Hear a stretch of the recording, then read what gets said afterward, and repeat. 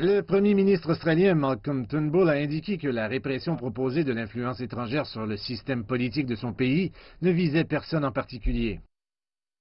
L'ingérence étrangère est un problème mondial. Mais quand il a parlé des plans visant à durcir les pénalités pour freiner le financement politique étranger, il a mentionné le plus grand partenaire commercial de l'Australie. Nous avons récemment vu des rapports troublants sur l'influence chinoise et je prends très au sérieux ces rapports comme mes collègues. Cela a suscité une réponse du porte-parole du ministère chinois des Affaires étrangères, Geng Shuang. Il a déclaré que la Chine n'avait aucune intention d'interférer dans les affaires intérieures de l'Australie et n'avait aucune intention d'utiliser des fonds politiques pour influencer les affaires intérieures de l'Australie. La législation a été présentée une semaine après que le sénateur travailliste Sam Dastyari ait été limogé en tant que whip adjoint à la suite d'une enquête qui l'a relié à un homme d'affaires chinois. Donc Dastyari est vraiment, si vous voulez, le catalyseur, le point de chute pour tout l'épisode. C'est une tentative de caler le Parti travailliste, donc c'est une tentative de dire que le Parti travailliste a fait quelque chose de mal. L'électorat devrait être au courant. Les lois proposées par l'Australie s'inspirent d'une législation similaire aux États-Unis et criminaliseraient l'ingérence étrangère.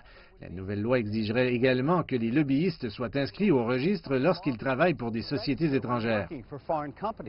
Le procureur général de l'Australie a déclaré que certains groupes, tels que l'Institut des relations Chine-Australie de l'Université Sydney Technology, pourraient également devoir s'enregistrer. Nous avons appris qu'il existait de nombreuses formes d'ingérence étrangère dans le système politique australien. Nous avons reçu un financement de l'un des hommes qui a fait l'objet de cette histoire en Australie au cours des 12 derniers mois.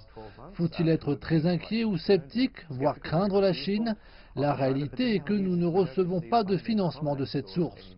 Nous sommes financés par l'UTS et pourtant nous sommes toujours pris dans cette histoire et c'est pourquoi cela me fait penser que ce n'est pas une question aussi claire.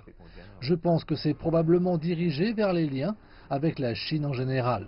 La Chine reste le premier partenaire commercial de l'Australie. Le commerce bilatéral entre les deux pays l'an dernier a atteint 155 milliards de dollars australiens. Dans la plupart des cas, un pays étranger ou une entreprise étrangère n'en aura pas pour son argent en Australie en essayant d'acheter des politiciens. Vous obtiendrez un meilleur rendement en tant qu'importateur, exportateur et investisseurs étrangers en visant les sources de revenus. La loi proposée par le gouvernement est maintenant soumise à l'approbation du Parlement.